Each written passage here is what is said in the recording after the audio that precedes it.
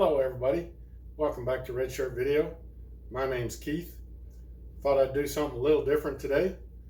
It's been kind of cold and wet and rainy to get too many projects done, and I've been doing what a lot of us have been doing, I suppose. I've been cooking, at least some of the time. Let's just get one thing out of the way. If you tuned in here to learn how to be a great cook, you might want to keep on moving, go to another channel. I have a few things that I can cook and that I do cook regularly. This is one of them. It's fairly foolproof. Okay, yes, I did wash the potatoes. We have potatoes, onion, corn, green beans, carrots, mushrooms. One of the mistakes that I make two of the mistakes I make sometimes when I'm making this is I tend to get too many potatoes. Don't realize that they kind of go a long way. I am so sorry, but my wife and I have had kind of a respiratory crud, and I'm going to try not to be sucking and coughing too much, but might be part of the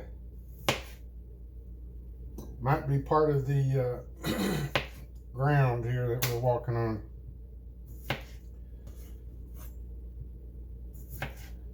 So one of the other mistakes that I oftentimes make when I'm cooking this is I don't put enough vegetables in.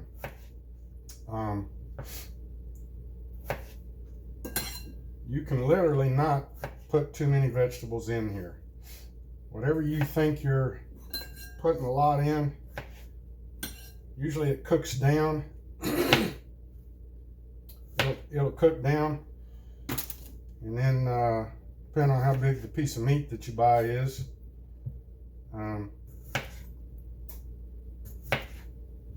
you may end up with more meat than vegetables, wishing you had put a little extra vegetables in there. If I didn't tell you today, I'm cooking a beef roast. Got this at my local grocery store. It's actually a Nolan Ryan piece of meat that they had on sale. I think a lot of times I end up cooking pork, maybe because it's a little cheaper. They had beef on sale, and I hadn't had a beef roast in a while, and I thought, eh, what the heck. So, beef it is. I am not a professional cooker. I am not even a great cook. I am somebody that learned a few tricks and a few recipes from a few of my parents and elders, and been able to keep myself from starving to death.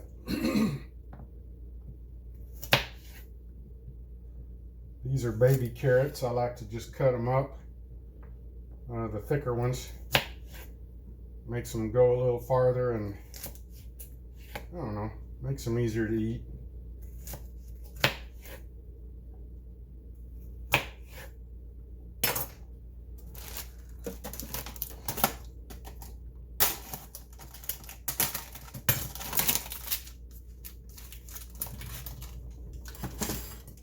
These mushrooms always cook down quite a bit, and sometimes it's hard to even see the mushrooms after they get cooked down.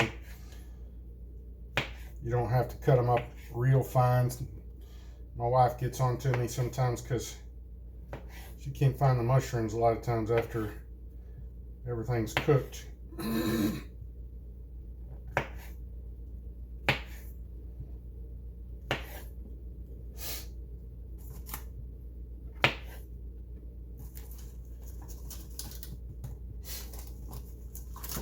This is a recipe that I was taught by my stepmother. She was a real good cook, and some of the things she did were actually kind of simple, but I didn't realize it because early on I wasn't paying attention to how she cooked it. I just liked eating it. I remember I always liked it when we were going to be over there on a day when she was cooking, because I like to eat. and like I said, she was a good cook. I remember sitting around the table. We had a pretty big family, and everybody would have firsts helpings, and then sometimes even second helpings. And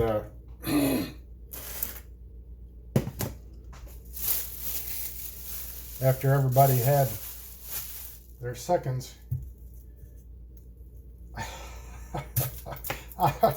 I would be sitting there just looking at the table and looking at everything that's left over.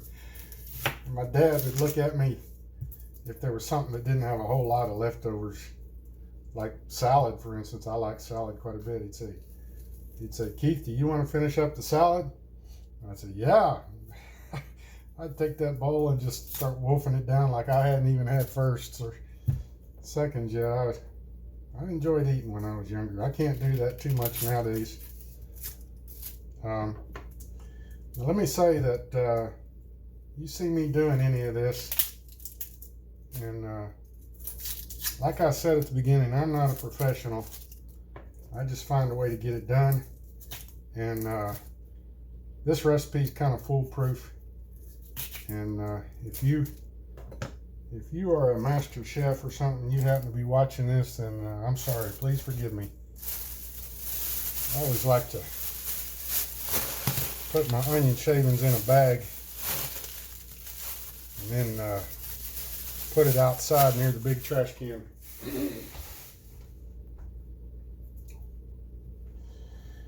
I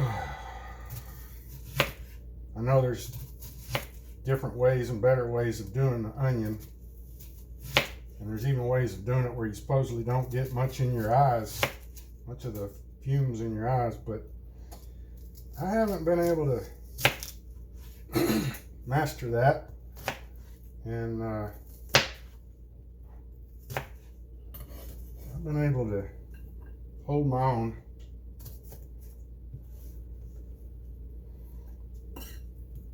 I can at least get this recipe cooked.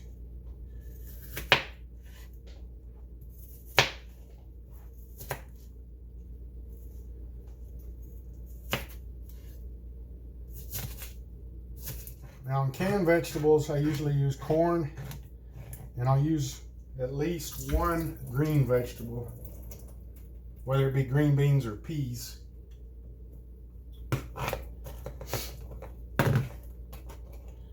I may grab both today. I'm not sure, because like I said, usually after I get done, after it's all cooked, I realize that need more vegetables. And I'll explain that in just a minute. Okay.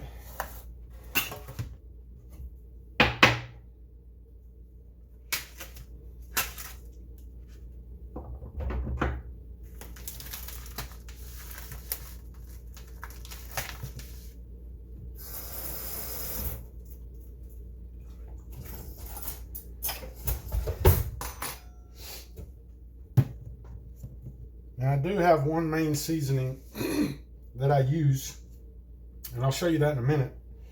But on the meat, I like to put garlic salt for sure. Not a lot, just a little bit. Garlic salt goes just about on anything as far as I know. And then I'll usually use some onion powder. And if you don't want to use any of this, you don't have to.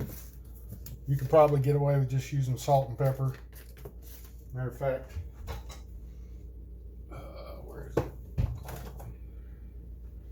I'll put a little pepper on here. Sorry if the lighting or the sound is bad, but okay. Not too much pepper. My wife doesn't like a lot of pepper. Okay, turn this puppy over.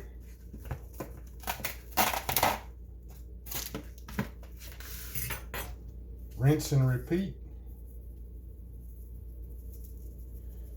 Not a lot, just a little bit.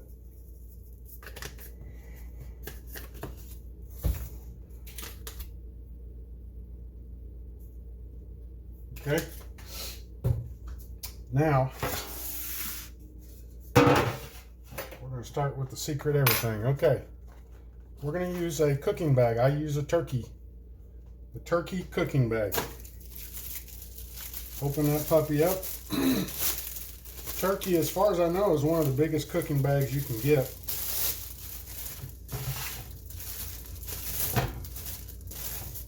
It fits inside my roasting pan. You don't have to use a roasting pan if you don't want to.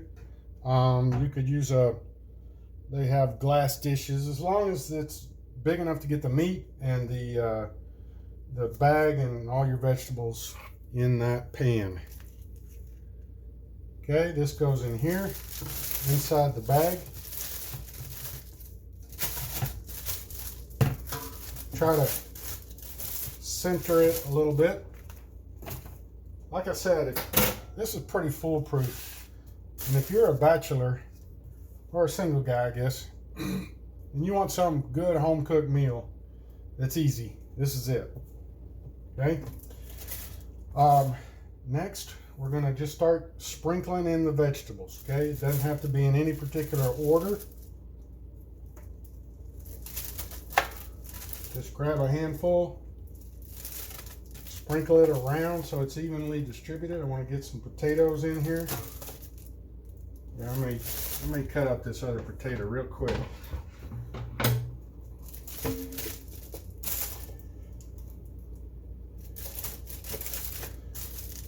few mushrooms. Yeah, I may have to get that can of peas. I don't think this is going to be enough. Sprinkle some corn around. Don't use it all up. A few green beans.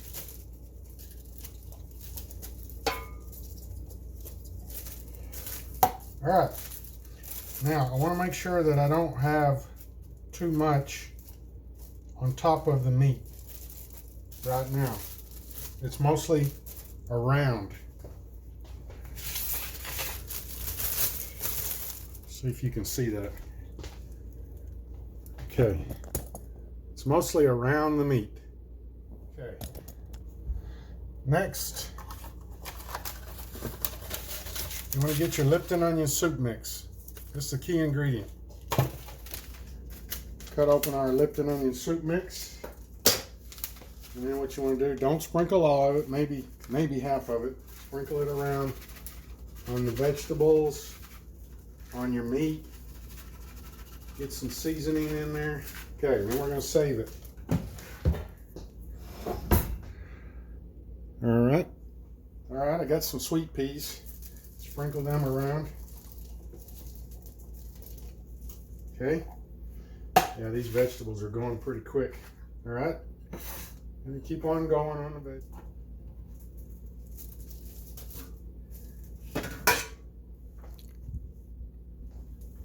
Some mushrooms in there. Sprinkle them around. Now you start sprinkling it on top.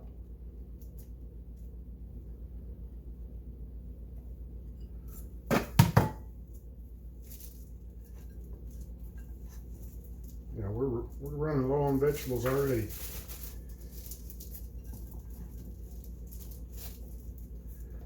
All right, now I'm going to put a layer of salt in there because these vegetables eat the salt up.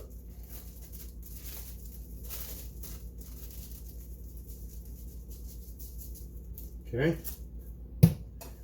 Keep on layering your vegetables in. Let's do some green beans.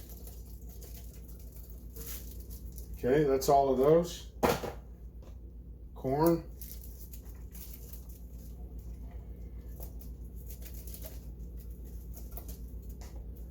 That's all of that can. Green bean or peas. Last of the peas. Last of the peas. All right.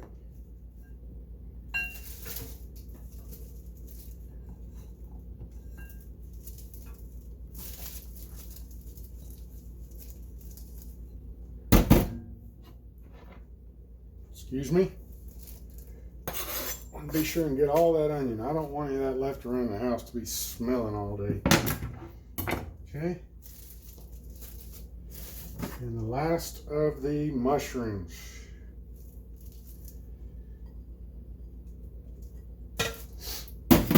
Okay. A little more salt. And the last of the Lipton onion soup mix.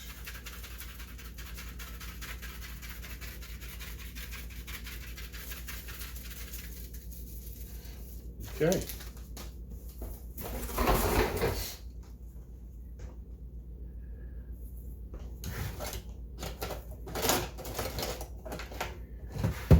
Okay, now you need to look in your magic drawer of tricks in your kitchen, and you need to find a twisty. What we're going to do, we're going to gather all this up.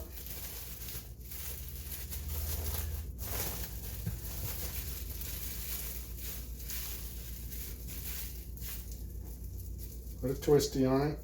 Doesn't have to be super twisty tight or anything, but okay. So that's what we're looking at. You got your end all twisted up.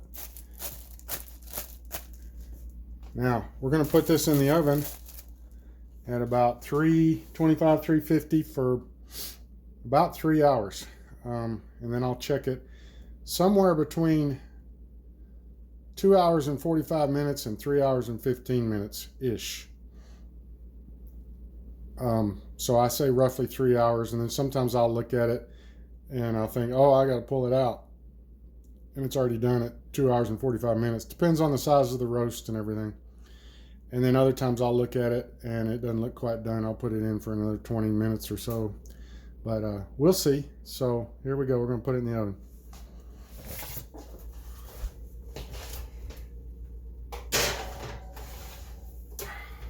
And then just leave it for 3 hours. Okay, so it's been 3 hours.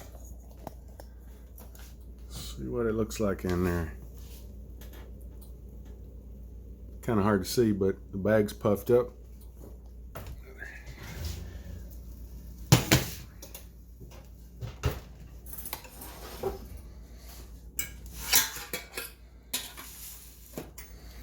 So now that you have it out, I'm just going to take this thing and watch out for the steam. It'll be hot. Ooh. Yep, she's hot, all right. Get some scissors. I'm going to get a little more of this out of the way so we can see a little better.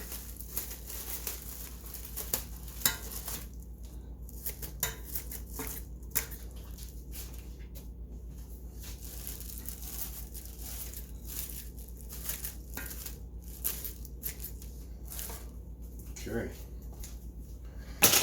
Let's get you up there so you can see a little better. That's what we're looking at.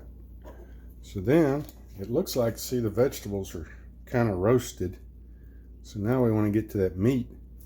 If it's springy, you got to put it back in for a little bit. If it flakes off like that, oh man, that means she's ready to go. All right. Now, I'm waiting on the family to get home, so I'm not going to eat this right now. So there may or may not be a picture of this in my dish, my bowl. But, whew, man, that looks good. That's the finished result right there. I'm going to have to sneak a bite.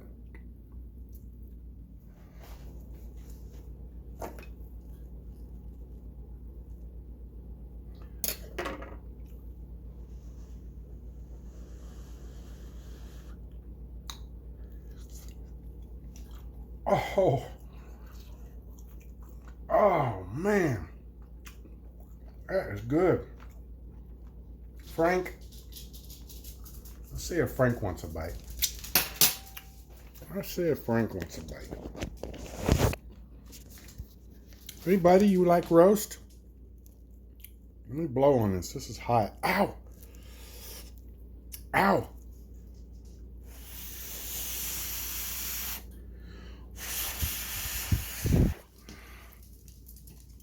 Oh, there's one. Let's get the other dog one.